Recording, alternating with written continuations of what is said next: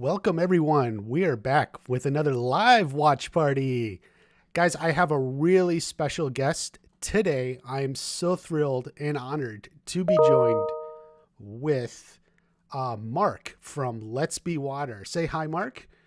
Hey, how you doing, guys? Hey, all right. Thank you, Mark, for coming in and joining us. We That's are a going pleasure. to be talking about fan art today. So, this is something that has been on my mind for a long time. I've been wanting to get you on, and thinking about that. This has actually been a while in the coming. So, just to get on and let's, talk a little bit about fan art because it's such a big part of the Cobra Kai fandom, Mm. wouldn't you say? And so here's just a show of some of the art Mark has made. Yeah, I mean it's bizarre to me because I never I just didn't realize such a thing existed. I think I've sort of, I've said it sort of in conversation with people and before, I've never kind of been a part of a fandom before. If anything, I've kind of actively avoided them. Um, Me too. and so here's some stuff that I just kind of was doing really for my own amusement, for my own entertainment. And I never realized there'd be an audience for it. So my eyes have been opened. Um, and I'm just it's I still find it very, very strange to think that anybody other than me has interest in these things. And I mean, I do digital art, but there's some incredibly skilled, you know what I would call actual artists, and kind of people who are following, maybe familiar with the names and not the handles, but people like Kay and Joanne, who you can find on Instagram. Their skill. They see, for me, that they make the kind of art I wish I could make. And without wanting to belittle what I do, it's not easy, but it's pushing buttons. Hmm. And I think what they do, So what's the difference requires between more what they skill. do and what you do? Well, I think just so I used to draw. So when I was a kid, any pocket money I had, anything like that, always went on paper and pencils. That was Hmm. all I did. I didn't buy sweets. I didn't buy toys. It was paper and pencils, and all I ever did was try and copy pictures out of comic books or photos, things like that. And I guess it's just a sort of skill I lost over time as I got kind of other interests or had less time to be able to do it. But I just think the ability to kind of recreate, purely with the power of the eye. Me, I've already got a head start. I haven't got to recreate the likeness of whoever it is I'm trying to portray, because there's a photograph there. you know Hmm. for me, I guess the challenge is, well, how do I take a photograph which is otherwise of something completely different to what I'm trying to portray, and sell you on the idea that what you're looking at is something very different to that original picture, whether that's the lighting or the mood or anything like that. But I just think that I'd always admire that kind of the hand-eye coordination it takes to kind of recreate that just with paper and a pencil. I think it amazes me. Yeah. So if we categorize different types of fan art, so there's the what do you call it? Paper and pencil, the one where you're sitting there drawing, right? Like that's Mm, that's what you're talking about. And then what you yeah, do is that's is like more like graphic design, graphic. yeah, kind of. I guess like photo manipulation, I guess is what I've heard it referred to, a lot Mhm. more recently, which wasn't a kind of term. I'm a graphic designer by trade, and therefore I consider what I do to be graphic design. Mhm. But photo manipulation is the term I've heard used a lot recently, which is where you are taking kind of elements from images, but actually transforming them into something completely different Completely to different. how that original image looked. Right. And I remember you mentioned once about you were making a picture with Tori and you were just looking for a shot of Peyton List, like just looking so you can get the right angle. Do you know what? And this is it. I always say this, often the things I've made are kind of 80% looking for photos that work Hmm.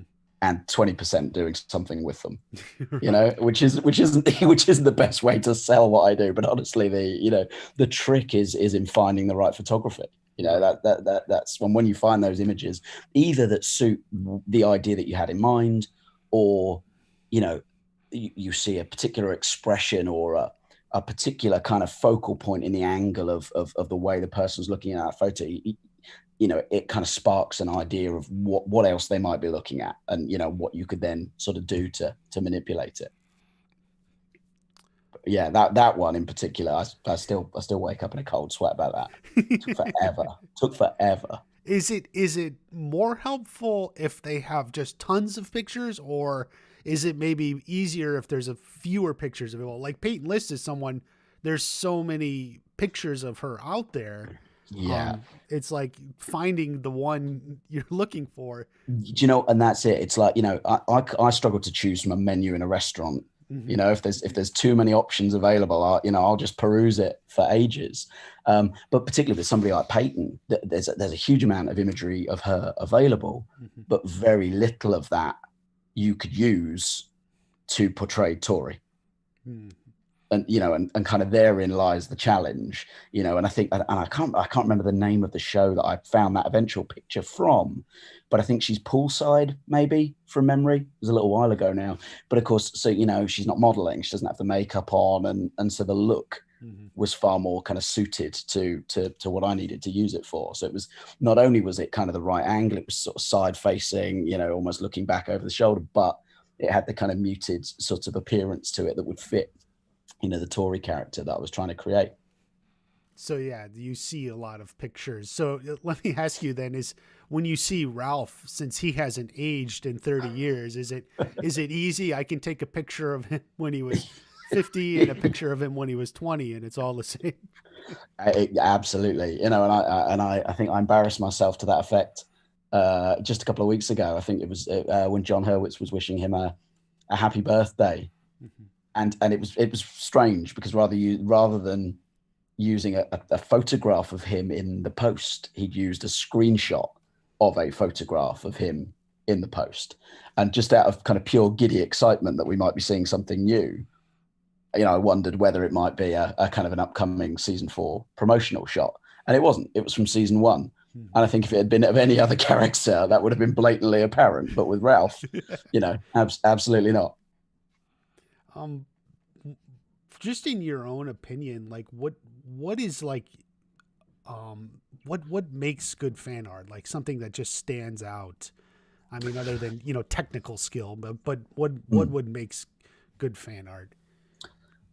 I mean, honestly, for me, it's because art generally is subjective, right? I mean, that's what's fascinating about it as a medium. So, you can almost kind of park the fan part of it. And the answer to this question is the same. And it's about the only bit of advice I ever get, which is art that's been created out of the passion of the person who's created it. I think you can see a difference between a piece of fan art that somebody has kind of conceived and put time and effort into creating, and there's something that's been kind of knocked together for clout, for likes, or for content, to keep a page or an account active. Right, because I haven't posted this week, so I want to. Do you know what I mean? So I need to knock something together. And I've been guilty of that. I've had lulls, and it's like, well, I'll throw this together, and and it might look okay, but I think you can really feel a difference between somebody who's really kind of poured there. It's very difficult to to sort of articulate what that looks like, but I think you can sense it when you see it. And for me, the stuff that I make, I say this a lot when people ask, it's kind of it's as fascinating and strange as it is to have an audience for it, kind of I'd still be doing it if I didn't. And I think ultimately that is the kind of the key really to why I feel like this stuff works, because you kind of see my passion in every piece I make. Mm-hmm. I haven't done it with the hope of tagging Jacob and getting a like. Right. It's kind of, I made it because I saw some potential in an image, or a story threw up an idea in my head, and you're kind of seeing the product of that, rather than kind of a more sort of straightforward process, if you like. Isn't that also kind of how you got started? You were just sort of making pieces, or something that was in your head, and then you had no idea, people saw it, and then it kind of took off. Absolutely. I mean, so obviously, I mean, prior to this show, I was trading as a graphic designer, and and so I kind of did some fan art, and it was more kind of sports, kind of combat sport themed, with athletes and stuff like that. So I always kind of dabbled, if you like. But it was, I think, when the show first came out in 2018, I made the one piece that kind of people have seen and we'll see later and talk about. But never with the intention of that being anything other than kind of, here was a nice little thing that I thought of and made. Mm-hmm. And every now and again, I would kind of get these little notifications of kind of, actually that was this guy's. And I'd kind of, well, I don't know these names. I don't know who these people are, but it was the picture appearing somewhere, mm-hmm. and somebody kind of affording credit to me. And more often than not, a name I'm sure many of your followers will be familiar with. That was Brianna. Mm-hmm. Right. But that was when I started to get the gist of, well, hold on a minute. This is, I mean, it's great. But even then, this was never a kind of a plan. And really, the catalyst was kind of COVID and lockdown and the move to Netflix, mm-hmm. And getting the opportunity to kind of just rewatch the show again. 2 seasons kind of back to back. Mm-hmm. And sort of say I traded as a graphic designer, but specializing in sports and events, mm-hmm. which, with the benefit of hindsight, are the 2 worst things you could specialize in during a worldwide pandemic. Right. So, suddenly there's no work to do, but there's still the messed up body clock, and there's still the need to kind of creatively, fuel that side of things. And so I made kind of, 1 or 2 pieces off the back of having binge watched the show. And then really the next step that kind of made this a thing, out of the blue, I had no idea he was even aware of it, was John Hurwitz on Instagram, kind of sharing, 7 or 8 pieces, I think it was, not just kind of, the last one I'd made, but kind of almost like a whole mini portfolio of stuff. And that was when I really realized that people had been looking at this and appreciating it. And I was utterly oblivious up to that point. Mm-hmm. And here we are now. Yeah. It's something to know about, like John and Hayden and Josh, that, the 3 of them. What you always got to understand is, they are fans of Karate Kid, and they are actually fans themselves. So when they see fan art, like, they react the same way any fan would. It's not like there's some deep removed, I'm a writer, I work in an office, they're just, they're fans, and they get excited like anyone. So like he sees it like, dude, this is so cool. I got to share this,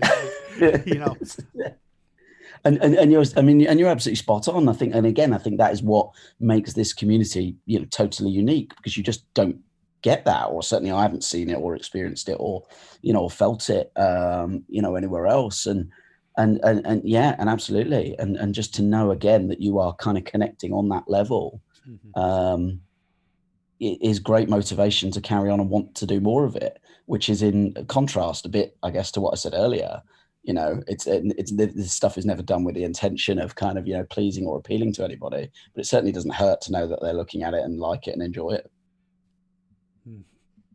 Definitely. So I was thinking, because I was thinking of different categories of fan art, because like there's what you're saying, like when people draw, like they see a picture and they take pencil to paper and draw. Someone made one of Mary, like they drew Sam from like a screenshot. There's good. And then I feel like what a lot of yours do is you either like capture a character or an emotion, or, or a lot of times I think is you're visualizing a scene, that either is to come next season, or I think you have a couple we're going to see, you visualize the scene from the past, something we haven't seen. And so and that's definitely what I like, because, I'm a theory channel. I talk about, hey, what's going to happen next season? Let's analyze this. I'm looking at the emotion, the character. So that's like why definitely you appeal to me, because I just feel like this is the same thing. When you like visualize a scene, it's like,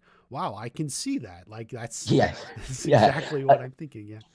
And I mean, and that's spot on. And I get that. And I would say, you're absolutely right in that there are, I guess, I consider sort of 3 or 4 categories, if you like, to what I do. There's the kind of concept poster / marketing stuff that kind of looks quite pretty, but ultimately kind of, isn't doing anything. There's the character-based stuff where it might try to set the, the mood or the spirit of a particular character. And then, as you've said, there's those kind of scene recreations, and there's kind of two sides to that.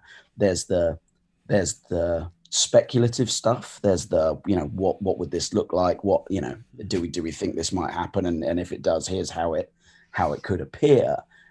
But the other thing I like to do is take little parts of the story that kind of otherwise we are never going to see, little nuances that are mentioned, or, things that are historical account that for whatever reason can't ever happen, and kind of bring those to life too. And I mean, there's one I did that kind of, didn't quite make the cut when we were talking about the list of Miyagi planting the bonsai in, and I always get the name of this wrong, but I think it's the Devil's Punch Bowl or something. Is that where it, but the Right. bonsai that Daniel retrieves in the Karate Kid 3, and again, it was a really technically difficult thing to do that nobody was largely interested in. It played out to, kind of a little golf clap, if you like, as opposed to a standing ovation. And yet for me, it's one of the favorite things I did because, of what it took to bring that moment to life. And just, for people, fan artists out there, the technical side, what like software do you use? How do you, what programs, what do you use to make your work? Yeah, so I use so Adobe Photoshop, which is, it's a subscription software. It's, it's a leading kind of graphic design software, which is why I'm always impressed when I learn there's people out there doing stuff in mobile apps. Like, it blows my mind that you can achieve what I've seen other people achieve, from a mobile phone. But for me, I'm sat at a laptop using, an expensive bit of software that I arguably know how to use about 10% of. Yeah, I know that. As most people do, so I must have the iPhone 13 Pro, but I use it to make calls and send a few texts from.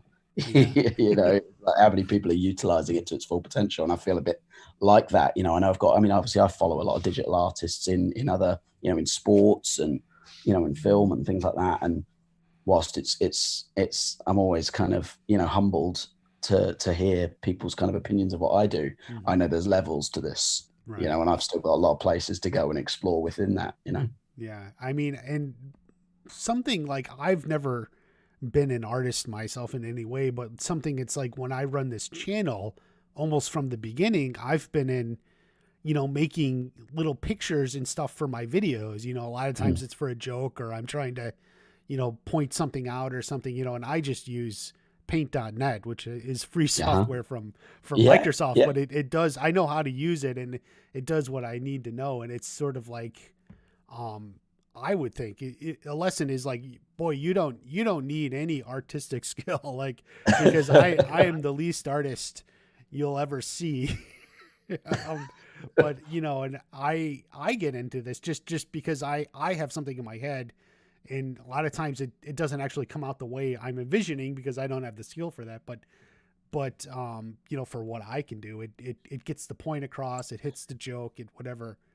And a bit like I said earlier, for me, that's the important thing, is kind of, if you're content with it, that's largely all that matters. Because if you were approaching it from I can't use that because it's not going to land with my subscribers, or that, you're setting yourself up for failure, by thinking about it in that way. You've got to be happy first and foremost with what you put out. If what you put out, is with the intention of you can't control whether others are sort of happy with that, whether it's, a piece of video content or a piece of artwork. You can't control how it will be received, or, whether the person you wanted to see it will see it and react. You can't control those things. So for me, first and foremost, it's about being happy with what you put out there. And, and that doesn't always have to be bells and whistles. If it needs to be a functional piece of artwork, then that's just as important. Right. And I think that's great advice for anyone, artist or anyone who wants to put out any content. Like, you really don't know how people will react, if they'll react at all, until you put it out there. That's right. Until you dip your toe in the water. But again, furthermore, what I would say is that, do it because you want to do it and not because you want that reaction. I mean, the way I always put it into context, I was having this conversation with somebody yesterday at the event in Liverpool is, you know, I've got a modest following. I think it's like kind of 8,000 people at the minute. Hmm. And, you know, regular notifications just all the time, just constantly. Hmm. And that number is nothing in the grand scheme of things. Hmm. So, if you're trying to get the attention of somebody with, 1 million followers, 500,000 followers, just the odds game of it happening and not in your favor. So it shouldn't be, it's just not shouldn't be. It's a valid goal to have, but it's not necessarily a helpful one. It's when you can find yourself banging your head thinking, why isn't this happening? Why isn't it working? Well, because it's beyond your control. Right. Yeah. I certainly had um, never felt the need to just get anything out to any one person. But obviously, Yeah. if you make a fan art of Chosen or something, you would Yeah. like it to get for the actor to see it. Or Of course you would. Absolutely. And it's a great feeling when it happens, Mhm. but it's a hiding to nothing if you are churning out stuff in the hope that happens, For the sake because of it's that, diminished returns. Every time it doesn't happen, Mhm. it's just a harder kick in the teeth. Just Setting relax, yourself up. have fun. And again, just going back to what we said at the beginning, you relax, have fun, and put your heart and soul into something. It's infectious. Mhm. Eventually, enough people will like it and see it that it will get to where you want it to be. Right. But there's no shortcuts to get there. Hmm. Okay, so let's go on and talk about some of your favorite pieces that you've done.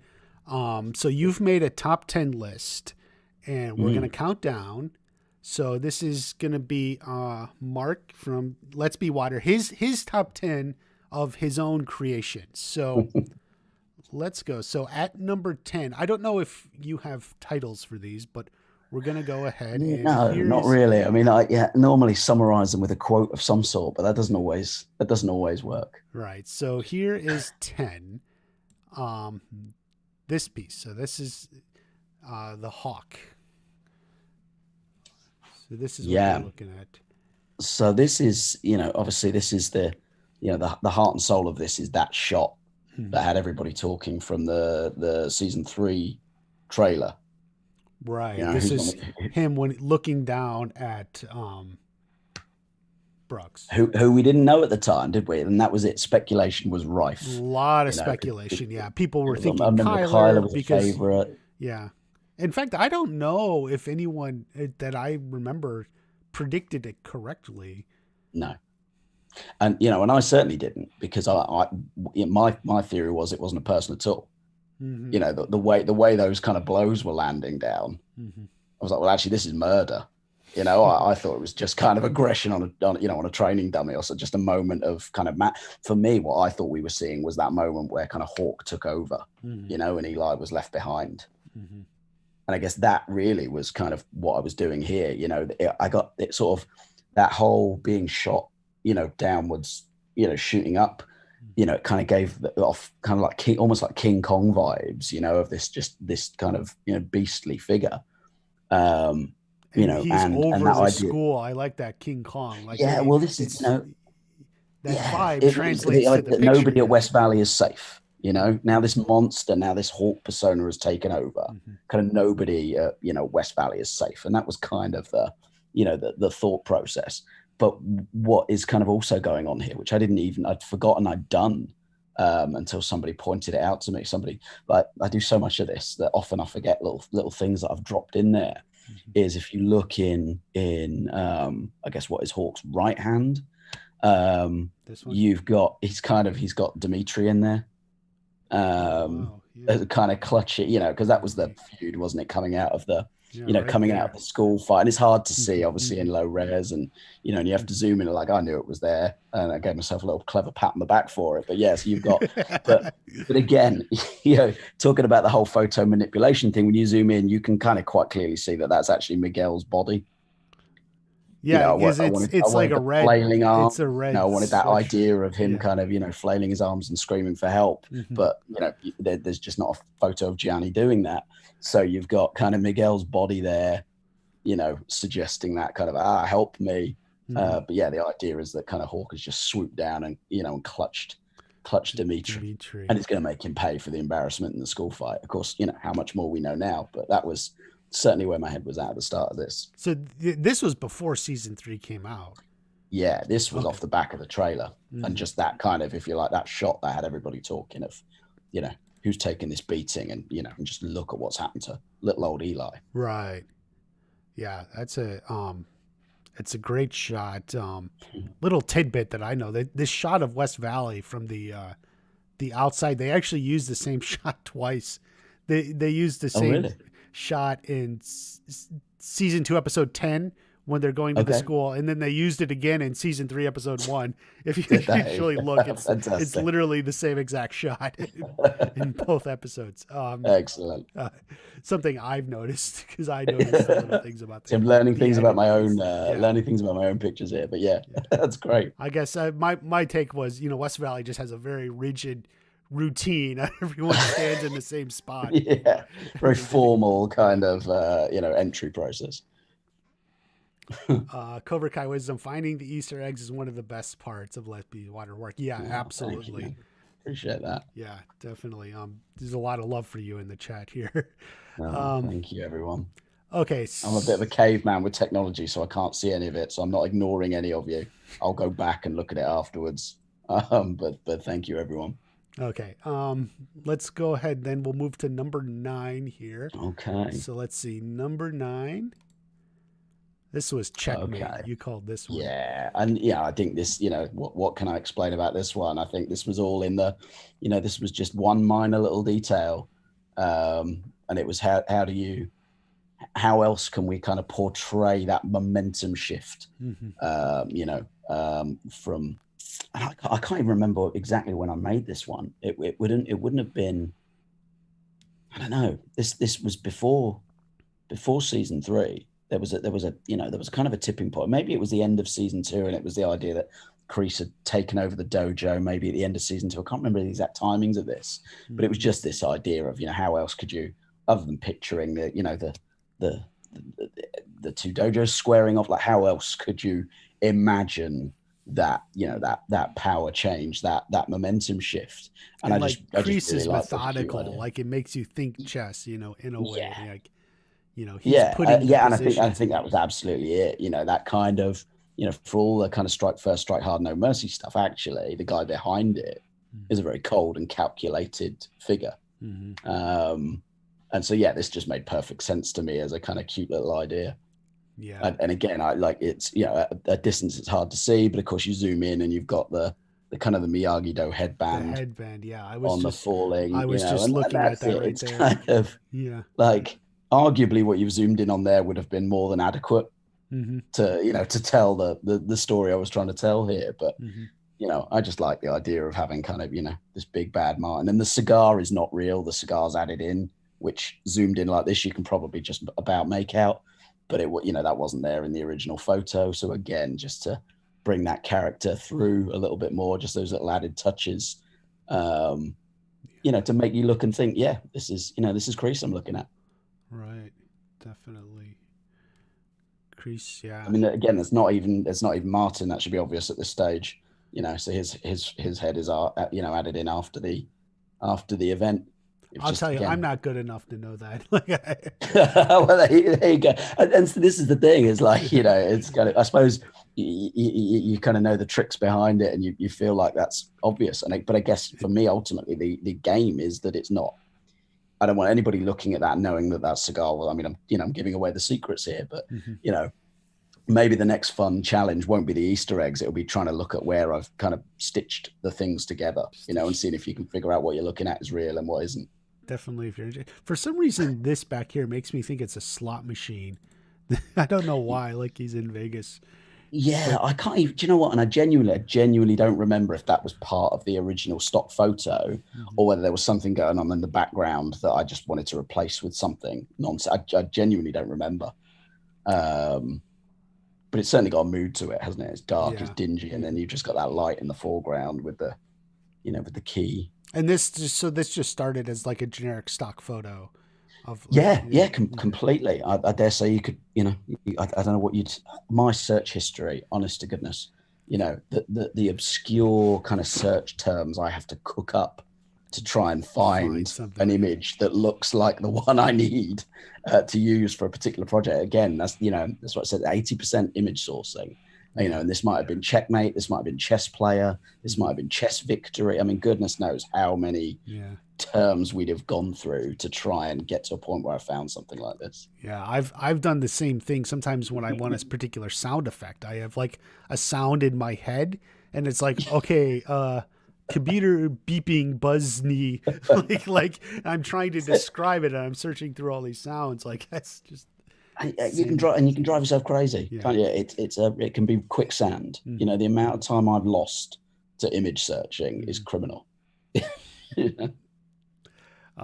This is definitely a beautiful one. I do remember when it came out. I can't remember precisely, or when I first saw it anyway. Yeah, I mean, Maybe over. looking at it now, I'm pretty certain this would have been post season 2 finale. Kreese taking over, balance, shift of power. Mm-hmm. I think this would have been this. Okay.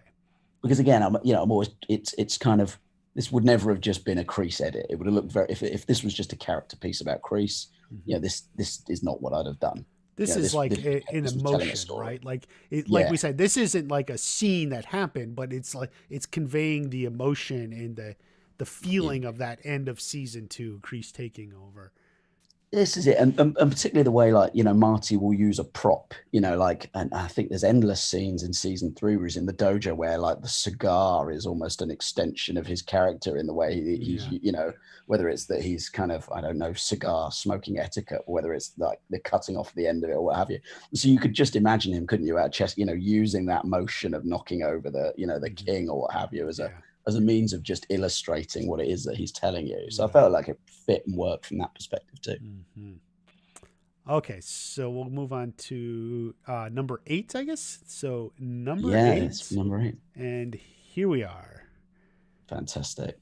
And this is one of the earliest, I think. I think this may be only the third or fourth thing I ever made, but I think this Yeah, this when was you kind of said one of this, the like ones. this isn't one like I instantly remembered even, but Mm, this probably had, this probably got 150 likes if you go back through the like, which, and this is, again, I know I keep harping back to this point, but there was a point in time where that was the most impressive figure, and it blew my mind. It's like, wow, And 150 now people. yeah, exactly, and now 1,000 is like, well, that hasn't done very well. Yeah. And do you know what I mean? So it's all a matter of perspective. This was one of the very, very earliest things, and there's a couple of reasons why. I mean, I know that it is, but there's a couple of telltale signs. So if you look at my watermark, it's down there in the bottom left hand corner. Yeah, right here. With the idea being that it wasn't sort of obstructing anything, or getting in the way, or trying to sort of plead for any attention. And I learned very, very quickly that putting your watermark there was a very silly thing to do on Instagram, because it's incredibly easy to just crop it out and then say it's your work. So I got more creative over the year in terms of where I placed that, and achieve the same result. But if you nick it, it's going to be there, Right. but yeah, and so of course, again, this is a moment, but it's kind of elaborating on a moment. So it's walking away from the car at the end of season 2. It's kind of, I mean, I know like in the show he's throwing the beer bottle, but you've got the symbolism of him dropping the beer bottle, Yeah. and for me it was, well, what's going through his head at that moment in time, and obviously there's been a particular incident, but as anybody who kind of has either kind of been through a trauma or struggles with mental health knows, that the incident is always the tip of the iceberg. That's the straw that broke the camel's back. In your head is all this other stuff, which, isn't necessarily linked or related, but it all comes flooding back, in those kind of moments. So you've got the kind of the defeat to the crane kick, I think, in there. You've got him getting choked out by Kreese in a parking lot. Yeah. You've got Him and Allie. Tommy passing, the breakup with Ali, specifically the breakup with Ali. You've got Miguel in the coma there, and of course you've got that sense of betrayal, I guess, seeing kind of Robbie training with Daniel. So it was like, well, what demons might be haunting him? And we know he's a man with many, but like, what might have been haunting him at that precise moment where, he decided to kind of chuck it all in, throw it all away, Yeah, I didn't even, when you going through that, I can interpret it much more closely to Mm. Johnny's mental state here, all these things, going back 34 years, but it's, you know, even it was 34 years ago when you remember it, Yeah. it's today, it's right now in your head. That's Yeah. how memory works, so it's Yeah. just everything's still going through his head. That's really interesting. And yeah, and it's that idea that there may have been a particular incident or an event, but it's that kind of reopens all those, whether they're directly connected or not. It's kind of that trauma that reopens all those other wounds. When you're at your most vulnerable. Mm-hmm. And in this, like, this almost like alternate universe. Like he drove the car into the sand. Is that like Yeah. Yeah, there's a slight compromise with available imagery there. It's a bit of creative license, but But yeah, see, like and I look at it as like this could have just been like a slightly alternate universe, an alternate way it could have happened. That's my yeah, sci-fi head kicking in. yeah. Like Well, if you zoom, you could tell this was during COVID, and where I had a revolting amount of spare time on my hands. If you really zoom into the car, really, I don't know how much further you can zoom into the car, if at all. Oh, there you go. And now just go to your left very slightly. Maybe a little bit more. And there just appeared is the mobile phone. this, Yeah. this. Oh wow. Now that's a speck.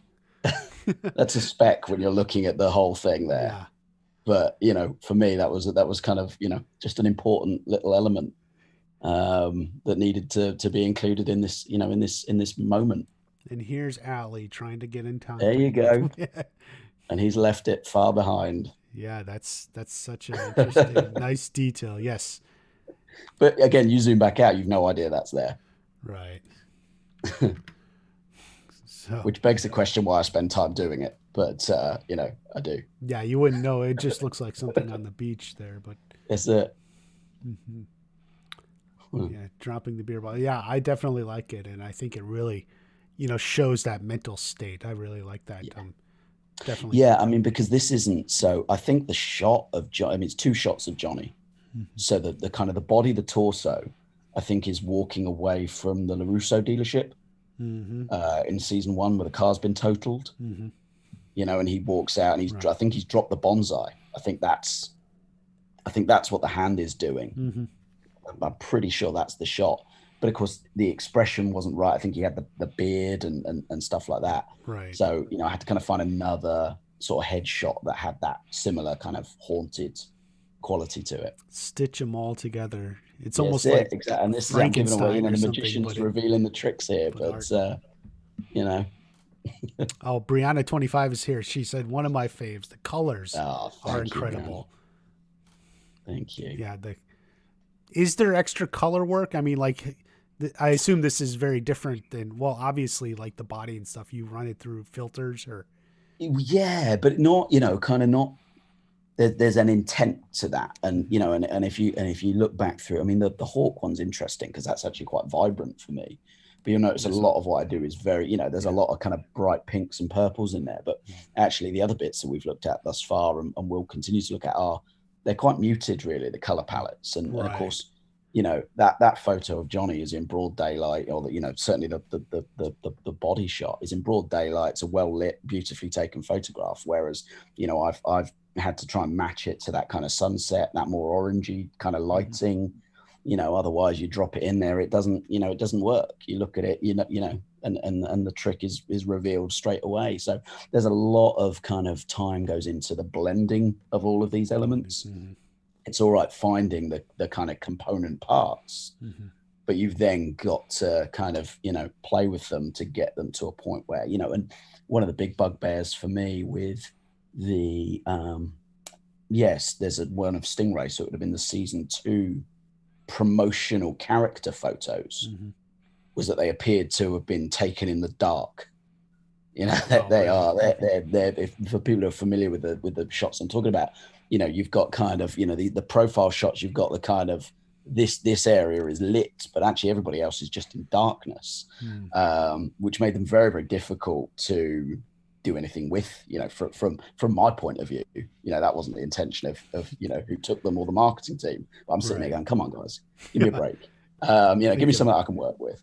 But if yeah, and so Brianna says they're that is a awful. big part of the process. Is Yeah. sometimes it's taking shadow out, sometimes it's adding drama in, but invariably there's work at play to just get this all. And again, that sunset is a far more vivid orange. That sea is a far more vivid blue, but Mhm. that doesn't tell the story I'm trying to tell here. Right. So just taking some of that vibrance out, immediately makes it kind of a little moodier. All right. Okay, we'll move on to number 7. This is your number 7 favorite of you, and it's here we are. Yes. So This is a there's great really one. nothing clever going on with this one, to laugh in the face of everything I've said to this point. But the inspiration for this is arguably one of my favorite bits of cinematography ever, and it's when Daniel and Miyagi reunite in Karate Kid 3 Mm, after the confrontation at the dojo. right. Yeah. And there's just that little moment where I can't remember if they bow or if they're sparring together, but you see them, and then it kind of it fades out and focuses on the sort of the bonsai that Miyagi has nursed back to health. Mm-hmm. Very symbolic. Mm-hmm. In the foreground, and There's the they are one where they're doing condemned. the kata, I think, in the background as part Yes, of the that's montage. exactly Yeah. it. Yes, that's you're right. Yeah. You're right. Mm-hmm. And with obviously difficult in the stream here, but I did an animated version of this as well, which people might remember, which kind of just recreated exactly It that was, effect. yeah, I saw it when I pulled it. It was going from the focus in the back to the focusing Yeah, on the bonsai in the yeah. front. And of Otherwise, you're course, looking at this going, well, there's a bit too much emphasis on the bonsai for my liking. Well, yeah, fair enough, but it was kind of part of a bigger picture. But yeah, I just again, just as in terms of paying tribute to a moment I'm particularly fond of. mm, And again, you've got the bonsai, and there was no need for the banquet bottle. But again, another way of kind of just visualizing that coming together the of the coming the two together, the different styles. synthesis of the dojos and everything, like This is it. How as I can was you saying, say yeah. these things Mhm. without the advantage of the written word? And that's always the challenge. Right. Like this captures a feel. And like I said, like this, like you can almost imagine. Johnny's in the black gi, but other than that, like you can almost imagine like this happening. Daniel and Johnny maybe working together before class or after class, trying to figure things out themselves. And Johnny had a Mm. banquet, and Daniel has the bonsai, and Uh-huh. Yeah, I could have stuck a dirty martini in there, maybe. But or of course this could be this could be Johnny's long-awaited Rocky 3 moment. After training, successful training session, the sun's going down. Right, come on, let's just have that one last, let's have that one last round now one and last see who round. comes Yeah, out on top. It could be that too, couldn't it? yeah. They're gonna go ahead and give themselves a little sparring. Yeah, yeah. But um, yeah, I mean, this was a one idea shot, really, mhm. which was, how to bring that bit of cinematography that I really, really love, kind of, in line with the show today. Where did you pull the shot of the backyard there? This angle. Well, so this is interesting. So this, I mean, just on Google, the kind of the Miyagi dojo, Mm. but it ends probably where, and I'm using my cursor on my screen, which I know nobody can see, but kind of probably where just to get it in my own head, but kind of, can you see where the rockery is on the left? Here, I think, Yeah, like and here, then where kind of the Daniel's shadow is. down That's here. probably where that image ended. It was a landscape image that I'm Mm. using in a portrait shot. So the rest of this grass here and All like kind of this. the decking, Yeah, yeah, all added in afterwards, just to give it the kind of the depth of perspective. Um, mm-hmm. you know, Yeah, it's very beautiful, and like I said, it conveys feeling, emotion yeah. that we see. And So, and again, it's helping the kind of narrative of the story. The idea of those, not just those dojos, if you like, but those two personalities kind of mhm. uniting. Right. Okay, so we'll move on to, let's see, we have number 6. So number Yeah. 6, here's a fun one. So yeah. Yeah, he was going to sneak in there at some point, wasn't I was gonna say, yeah, there's gonna be some he? silver. He was going to sneak in there at some point. Yeah, but you know what? I mean, that's not my favorite part about this. There was a again, kind of at a glance, this looks reasonably straightforward, but there's an awful lot going on here. Mhm. And you know, if she's listening, and I don't know how likely that is, but you know, an apology to Mary Page Keller for repeatedly stealing photos of her and her husband together to utilize them for my own evil purposes, really. Because you can see how happy the man is there, which is obviously very fitting with the Terry Silver character. But he's very, very happy because it's a Right. photo of him with his lovely wife. Yeah. you know but yeah, so obviously there's a bit of treatment here with the hair color and what have you. The body for this, again, I remember being a really difficult, finding someone with the right sort of stature. Mhm. And I think this is some just random karate teacher from the north of England, but again, Yeah. stitched together, a bit of smoke and mirrors.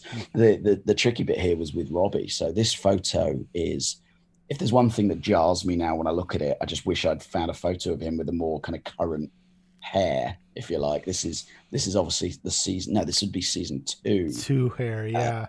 Yeah, and he's sorry to disappoint the Tanner Buchanan fans, but of course he's topless. Of course he is. He's topless in the original photo here. So kind of finding a gi that I could, if you like, wrap around that form that was going to work. Mhm. Obviously, that was tricky, and I can't. Do you know what? I think it's Hawk. I think the gi is from a picture of Hawk, Mhm. from a shot from the Fire and Ice episode, Oh, is where it? you've got, Yeah. I think you've got Johnny, Hawk, and Miguel kind of. Mhm. It might be part of a wider shot, but essentially those three are at the heart of it. And I think the gi is from Hawk.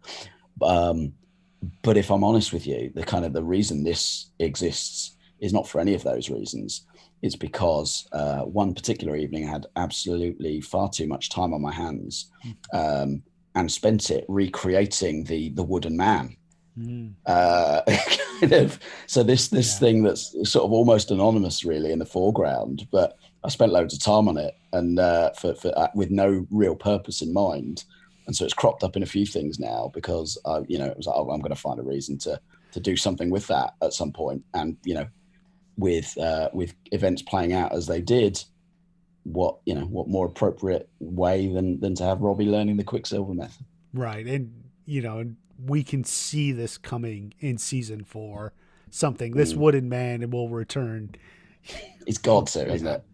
Which, Silver's got for it me, in would his be trunk one of the when he funnest pulls jobs, up. I think, on the show would be, here's something from 30 years ago. You need to go away and recreate that, please. If I could do any job on the show, it would be that. Right. Sort of the I don't know, is that set or prop or whatever? Yeah, set design or whatever it is. I mean, my favorite moment, slight digression, of the whole show is the season 1 finale, where I knew immediately it was Miyagi-Do with the cars under the tarp. Right, When yeah. at the end of the tournament. So straight away I knew, but it's when the light goes on and you see the garden the area, garden, yeah. and that, I mean, genuinely, like the excitement I felt at that point, I haven't felt that before since with any show. It was just that moment of, oh my goodness, So yeah, real shout out and envious of the people who get to be involved with that. Mm-hmm. But yeah, so there's a few bits of gimmickry going on here. That my goodness, I've had my money's worth out of that dojo shot in the background, which I think is one of the first promo shots that was leaked. That's the Daniel Johnny face-off. Oh, from season 1. From season 1, where they're standing. Yeah, so I think I've removed them from there. Mm-hmm. But yeah, I mean, I've used that endless amounts of time, that shot, because it's available in nice, good high resolution. Mm-hmm. But yeah, so obviously they're removed from it. Mm-hmm. But that's your backdrop and your background settings there. But yeah, looking at this now, I still really like it. But I wish I'd used a more current look for Robbie. Maybe we go back and fix this one. Oh, maybe Robbie's hair goes back as he's so focused. Well, maybe. Karate. Maybe. It's certainly getting higher. Like that shot of him in the green jacket from the new season 4 trailer. He's letting it grow getting up. higher. Maybe not longer, but higher. Okay, so we'll move on to number 5. So your number 5 top 10. This is a fun one. Yeah, Here we go. yeah. And there's nothing clever happening here. This was just a feel, a moment. And do you know what? I genuinely, somebody said when they saw this about how it echoed the game. Yeah, that's So, what I feel like. Like yeah, well, suddenly, yeah. I didn't have the game. I didn't have the game. I didn't know. Mm-hmm. I had no idea. I You think when didn't. I made this that ice kind of represented Miyagi Do, Miyagi and doing the fire. and fire with Cobra Kai. It just well done game designers, because it just felt like the most kind of obvious Mm-hmm. the obvious thing in the world. But From the you know season tech, 2 episode 2, Fire and Ice. yeah, there you go. Yeah, the Yeah, clue was there, wasn't it, all along? Maybe yeah. that was the seed maybe that was the seed that was planted. You're right. I can't claim total ignorance, but my memory is terrible, as we've established. So, it was there in the gray matter somewhere. Oh, But Brianna says, I love this. It was my wallpaper at work and home for was months. it Wow. really So she took it, amazing? made it her wallpaper. There you go. Amazing. That's kind of that you would do that corporately is all the more flattering. Like, having something kind of safe and a nice landscape scene. You went with this. That's amazing. Bless you. But yeah, so like, this is one image. There's no kind of new elements to this, but of course, the floor breaking up, and you've got almost like kind of lava and sparks and particles kind of coming up through there, and all of the color work, to get that kind of, the flame and the ice. That was the kind of tricky part with this, and it's something I really struggle with. It's a real gap in my skill set too. This is, it's still very muted and very moody in appearance, but kind of some of those oranges, some of those blues are about as vivid as I ever get. So it was a real challenge to kind of get that right and not go too over the top with it. But yeah, no, I really like this one. I think this was very well received. I think Martin in particular liked this one, which is, was very, very flattering.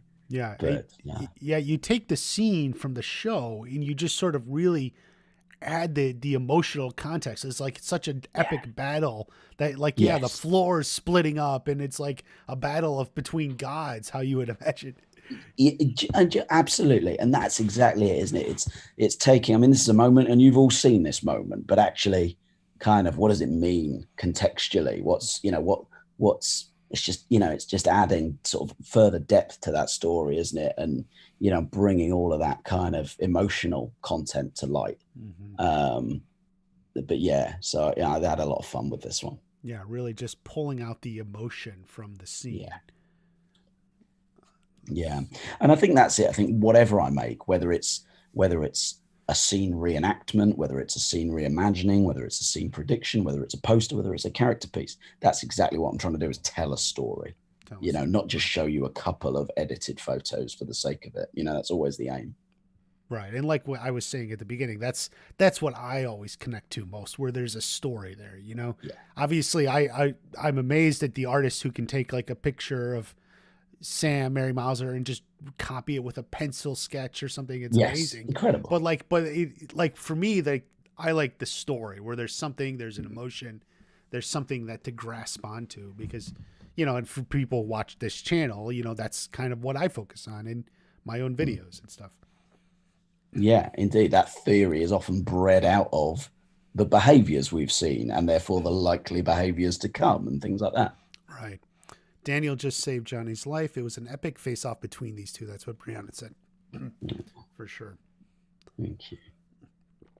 So we'll move on to number 4. So here's your number 4 favorites. And this will surprise some people, because this is another that had a revolting amount of time spent on it. Very little return. Joanna, you're talking about Joanna. She's the pencil artist. Okay, Joanna's the Yes. one. Yes, I've seen her. I've seen them, and they're fantastic. And Kay as well. Again, I just can't remember the handles off the top of my head. Otherwise, I would plug them, because they are terrific and they deserve it. But yeah, there Joanna is and Kay great. especially. There is absolutely great different types of fan art, as we were talking earlier on. So number 4 here. Yeah. So yeah, this I dare say will surprise a lot of people, or a lot of people won't have seen it, because this is something I spent a huge amount of time on. that got very little response whatsoever. To which you'd think would be a deterrent, but it wasn't, because as I say, it kind of 1 like or 1,000, it's all the same to me. And this is, for those who can't kind of piece it together, this is, if you like, the inception of Cobra Kai. Right. So this is, Nick Marini as Terry, as the sort of genesis, if you like, of Terry Silver. And of course, you've got Barrett Carnahan as young Kreese, kind of exchanging the handshake and the keys outside of, and so that is, I believe, so that is a photo of the kind of original. I think it's from Karate Kid 3, the dojo shot in the background. I think, if you were looking at that photo unedited, you've got kind of Miyagi and Daniel kind of crossing the street away from it. I'm pretty sure it's Karate Kid 3 that shot's from, headed towards the pickup truck. Okay. But the kind of the quality of that shot wasn't great. So what I had to then do was find shots that perhaps didn't have the whole dojo in, but had a better framing of the banner, the kind of the signage. So you've got kind of 3 pieces making up the banner across the top with the kind of strike like a Cobra Kai. So yeah, a lot of work going into just recreating the dojo alone. We talked earlier about how difficult it can be sometimes manipulating the search engines, but apparently yellow turtleneck leather jacket, that was a home run in one shot. Yeah, who'd have thought it, right? But, that kind of and again, fans of Karate Kid 3 will know that's that first look when he's doing his kind of reconnaissance work around the Miyagi dojo, that kind of leather bomber jacket and that yellow sort of turtleneck sweat. So who would have known that would have been very easy to find. So not to let anybody down, but no photo manipulation required there. I landed a home run. But of course, added Nick in there. The really interesting part of this was Kreese. So there is no part there of what there are no 2 parts there of what you're looking at that are the same thing or person. So Kreese's arm here is Martin Cove's. So that's Martin Cove's. It's from the confrontation in the dojo when Miyagi takes Daniel to the dojo from Karate Kid 1. So I've replaced the pointing finger as he's pointing at Miyagi, replaced that obviously with the kind of the clasped fist grip. But this shirt is not underneath this kind of vest, and these jeans are not, these 3 items of clothing are from entirely separate things. And of course, Barrett's head is entirely separate as well. So the challenge here was, kind of, it's inspired by Kreese's look in, when he's down and out at the beginning of Karate Kid 3, when he's lost when he's kind of wandering the streets and he's got that sort of, that padded sort of tactical vest on. So it's sort of inspired by that, but it was looking for that kind of the right tactical clothing that were going to kind of come together and make, the guy's ex-forces, and it makes sense, and he isn't a sort of, successful businessman. It makes sense that, and even now, if you look at the kind of clothes Kreese is wearing in season 4, they've got, I don't know the right words for them, but the kind of jackets have those kind of, is it epaulettes or something? I'm sure somebody will correct me if I'm wrong, but, and the chest pockets on it's still, you could still buy that as kind of military inspired kind of clothing. So you've got the kind of the recreation of the the original dojo. Brianna says she thinks it was the first movie, the shot from which oh, okay, maybe dojo. Maybe it's definitely Daniel Miyagi kind of crossing the street to go to the pickup truck. Yeah, and I just can't remember whether that's the first or third. They did do that. I will bow to. I'm not going to dispute for a moment Brianna's opinion. But so again, the real technical, and this is what I mean. This is why you can't be concerned with how popular something is when you put it out there, because the hours that went into this versus the kind of, if you like, the reception, just don't add up. But for me, I'm incredibly proud of it because of the work that went into creating this illusion. Yeah, and Mike, Cobra Kai Wisdom, I think we're going to see a scene like this in season 4 or something like it. Cobra Kai Mm. Dojo Day 1. And I agree. I think we're going to see the literal founding of the dojo in some Yeah. capacity, I think. And that, I guess that was it, that it makes sense, doesn't it, to see that. I think there's still a huge amount. I mean, if I've got, and it's not a criticism at all, but if there was one thing I didn't enjoy about season 3, it was the revelation that actually Terry Silver, kind of a bit of a weasel, really, and a bit of a kind of a, I didn't enjoy that because I know the man is the bigger, bolder, but actually, if what that does is open up the door to show his transformation and emergence, actually, then I'm all in on that. Let's see how this monster was born. Right. And I think that is their intention. I mean, they had to have done it for a reason, not just to throw us off. Like, it's got to be more than just throwing you off, so it's a character arc. What I really like about this one, for some reason, I just love the keys. Like, it's just like the keys, because it's such a part, it's like a plot point in the third movie. He comes to bring him back the keys, and now we're seeing the other side of that when he's handing him the keys. Silver's handing Kreese the keys. So and without it, it's just two guys being self-congratulatory outside of a building. Right. It's just simply adding the keys in tells you that this is the moment where, here's your first dojo, go and make it work. Go do it. I know you can do it. Yeah, definitely. Yeah. It's great. It's a dark and stormy day. Yeah, okay. I think that's probably how I captioned it. It was a dark day in the valley. Okay. So we'll move on. You're number 3. This is a great one. People are gonna love this one.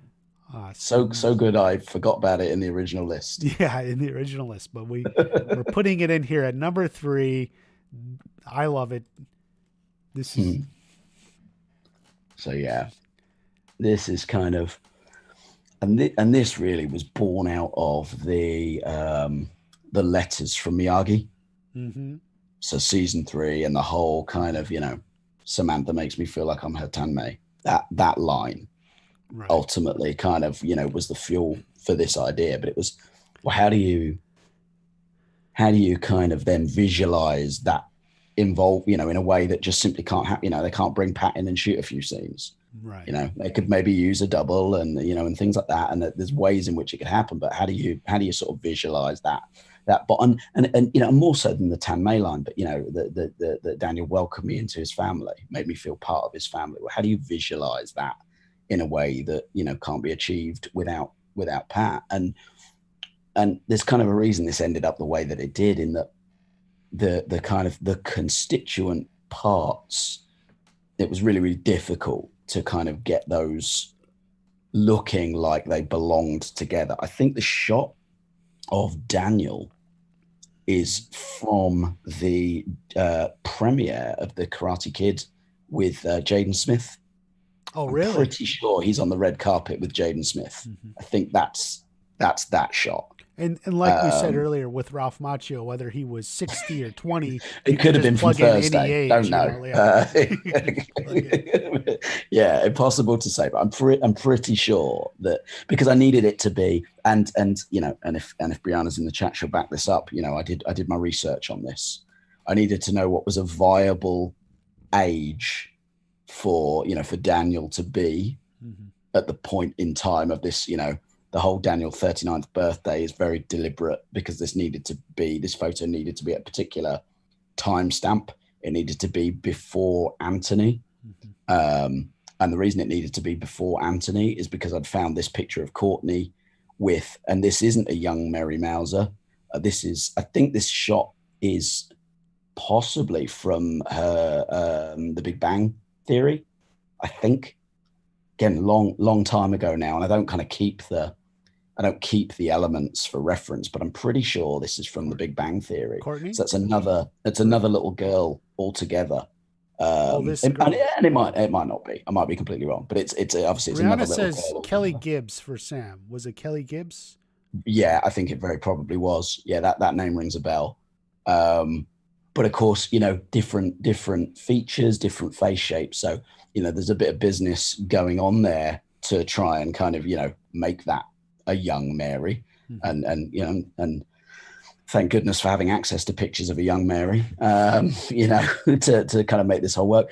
The picture of Pat, I don't know the exact contents of it. It looks like it's from some kind of awards show or something, but it's kind of, if you search for pictures of Pat Morita, it's largely the only sort of decent one. There's a lot of photos of him available, but they're all either quite dated or, they're just not, they weren't of a quality that would have passed the test here. Very And that's how it played ended up becoming a Polaroid, essentially.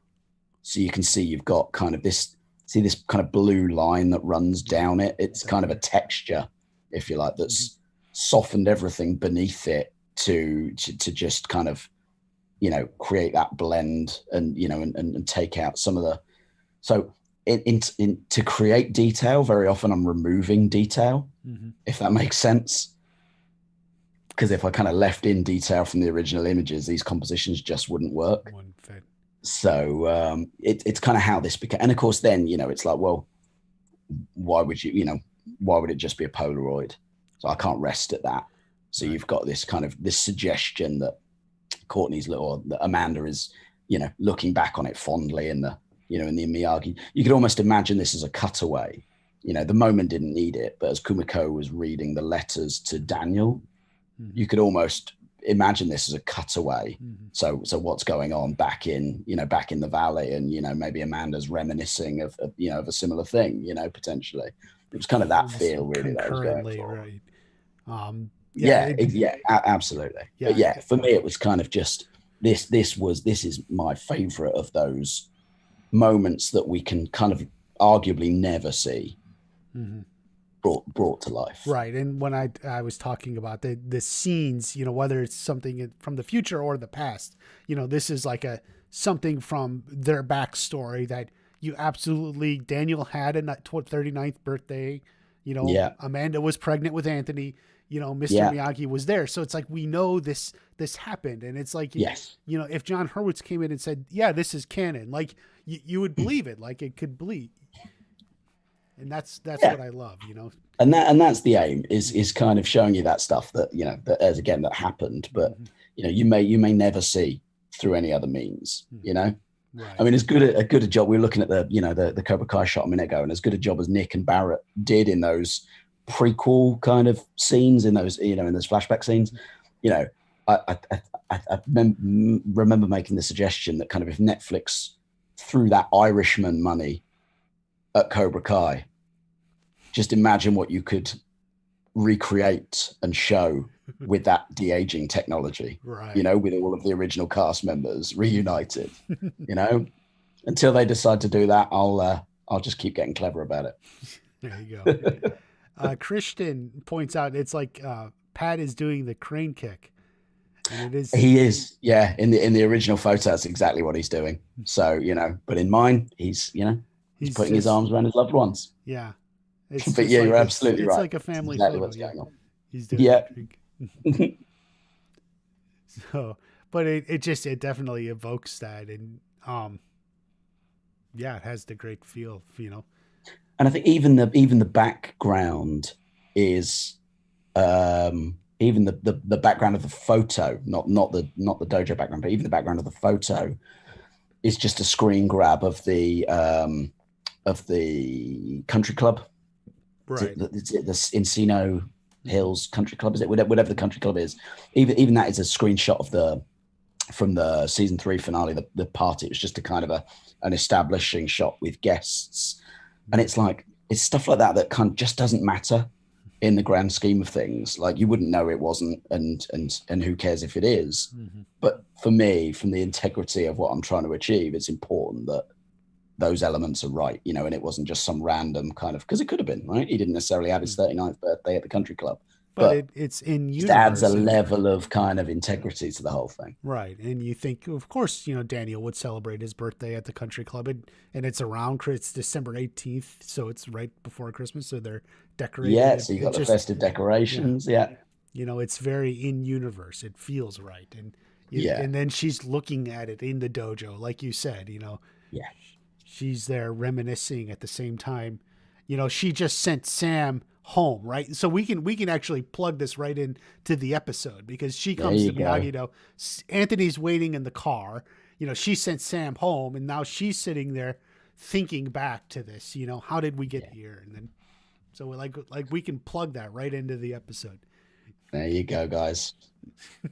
I won't even charge There if you John, go. Josh, and Hayden are listening. You can have that for free. Beautiful. Okay, so we'll go on. Number Okay. two. So your number two favorite, and this is a good one. There we go. Yeah. I mean, in my mind, I peaked here. Peak. The rest of it is just, is just messing around. Mhm. Which is weird. Why position this at number two? I don't think I'll ever make anything better than this. Not that looks better necessarily or anything like that, but just the idea of what's going on here. Yeah, the theme of it. With and it's a bit of a kind of it's another example of like the chess one that we looked at that we looked at earlier. Mm-hmm. It's just another interpretation of these masters at play, Mm-hmm. and and ultimately kind of Daniel and Johnny being their puppets. They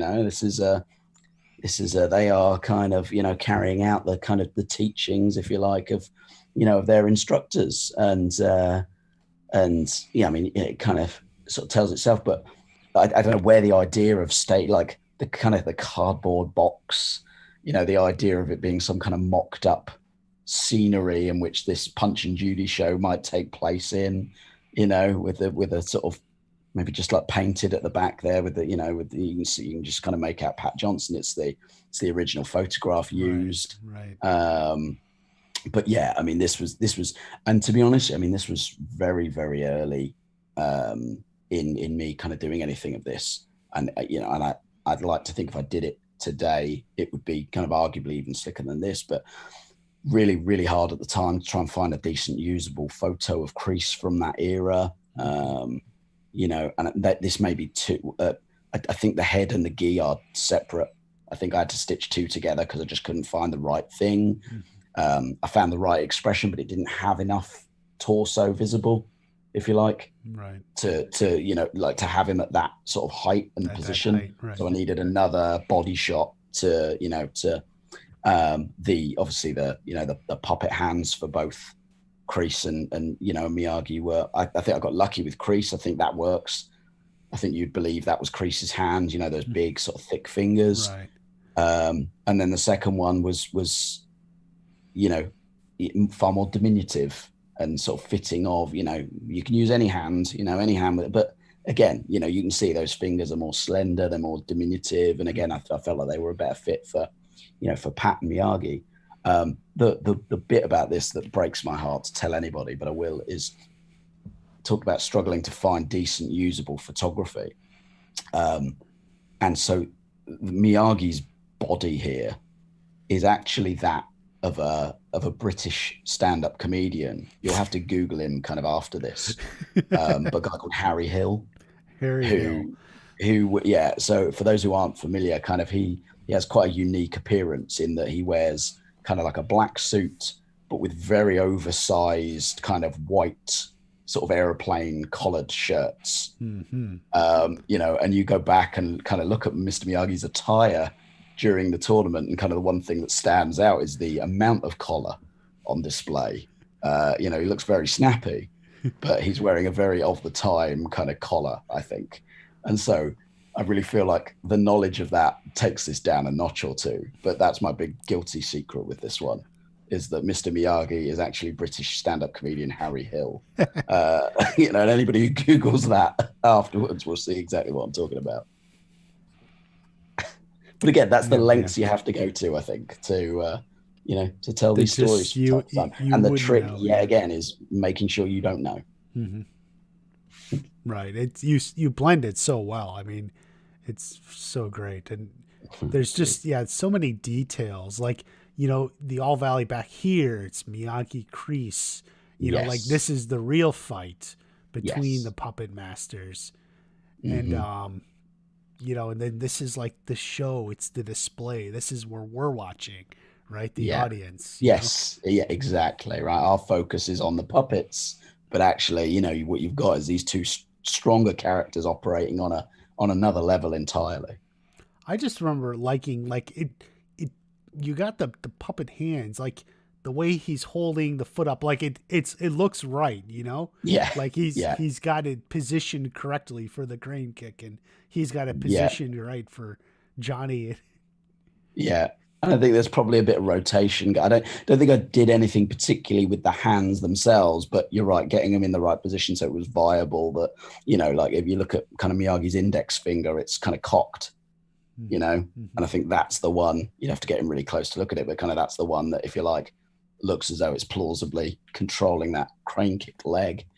Um, but it's like it's even little things like, you'll never know because you won't see it without it, but even they're just their shadows Mm-hmm. on the floor, Daniel and Johnny's shadows.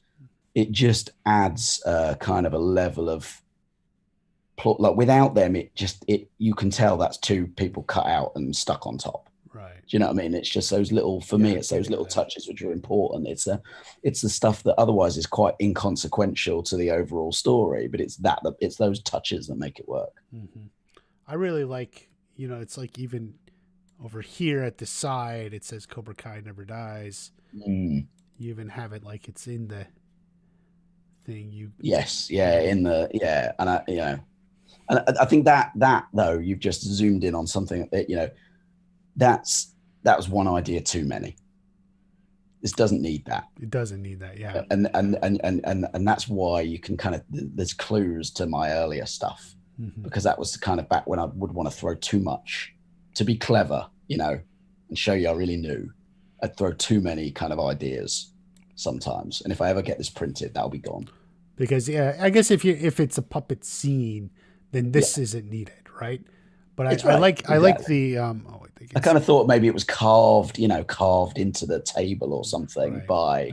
but it's just not needed. It's not It needed. Yeah. works without that. And it's that luggage analogy, right? You're packing to go away on holiday, and Mm-hmm. you take out the last three things that you put in your suitcase because you don't need them. You've overpacked at that point, and that's, I've been guilty a couple of times of throwing too many things. A lot of they're not in this list, but a lot of the kind of recent sort of All Valley themed Mm-hmm. stuff has always started out with senseis in the background Mm-hmm. that look all right, but aren't adding to the story that's being told between Robbie and Miguel facing off, or Mm-hmm. Sam and Tori kind of back to back, but glancing back at one. The sense, having the senseis in there is detail, but it doesn't add anything you know to what that's otherwise saying. Right. I do like the 2-2.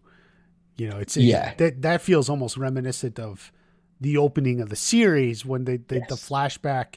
And I once said I actually suspected that's how Johnny remembers it, even with the scorecards coming up. Like that's Johnny's memory, the opening of the series where it comes up, LaRusso 1, LaRusso 2, Yeah. 1, 2. So I like Yeah. that.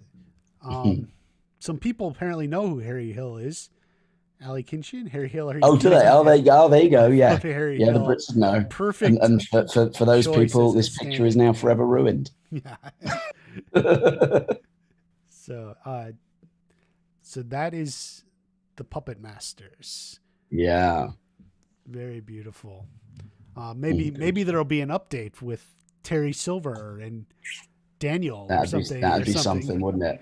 That'd after be season something. 4. We'll see. We'll see who the Puppet Masters are going forward. This is It's a the great Puppet idea. Masters of 1984. All right, so your number one piece. I think people know it. I think everyone's seen this one. Mm. It's a great one. And there it is. And this is number one, not because of the imagery necessarily, but because this is kind of what started it all. This is It was the one first that, one I saw. I know. yeah, yeah. Brianna And it tweeted wasn't. It was never, as I say, it was never as part of any bigger thing. Mhm. This was a one-off thing. I'd seen the first season, loved it. Loved the movies. Saw the first season, loved it, and this was a thing. and it was never going to be any more than that. And and I mentioned earlier, didn't I, that I would see this every now and again pop up in mentions and notifications. And it was very often Brianna who'd seen somebody post it elsewhere and was making sure that I was credited for it, for which I'm incredibly grateful and always will be. But it's the significance, I guess, of this really, rather than the visual. And I still really love it.